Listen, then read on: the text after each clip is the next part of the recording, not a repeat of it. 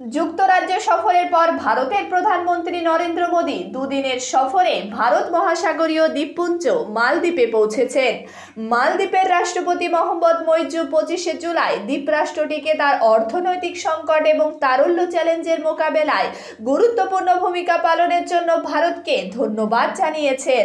সূত্রের খবর, রাষ্ট্রপতি মোহাম্মদ মইজুর সাথে এক যৌথ সংবাদ সম্মেলনে ভাষণ দিতে গিয়ে প্রধানমন্ত্রী মোদী বলেন, একবার আপগ্রেড করা ফেরি নেটওয়ার্ক চালু হয়ে গেলে দূরত্বগুলি জিপিএস সময়ের পরিবর্তে ফেরি সময়ের মাধ্যমে পরিমাপ করা হবে।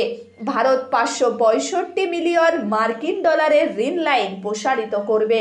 প্রধানমন্ত্রী নরেন্দ্র মোদীর এই সফরকে ভারতের একটি গুরুত্বপূর্ণ প্রতিবেশীর সাথে সম্পর্কের উল্লেখযোগ্য উন্নতির প্রতিফলন হিসেবে দেখছে গোটা দেশ।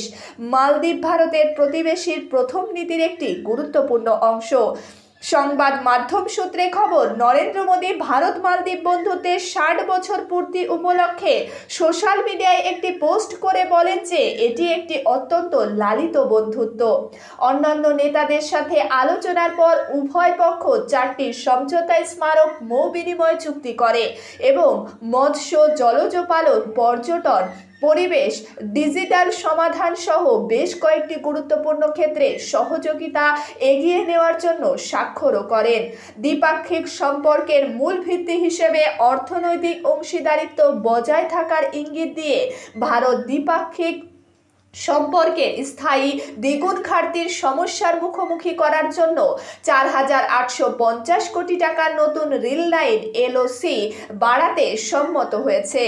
মালদ্বীপের প্রাক্তন পররাষ্ট্রমন্ত্রী আহমেদ শহীদ বলেন যে মিস্টার মোদীর সফর তর্কাতীতভাবে কোনো ভারতীয় নেতাদের মালদ্বীপ সফরের মধ্যে সবথেকে প্রভাবশালী।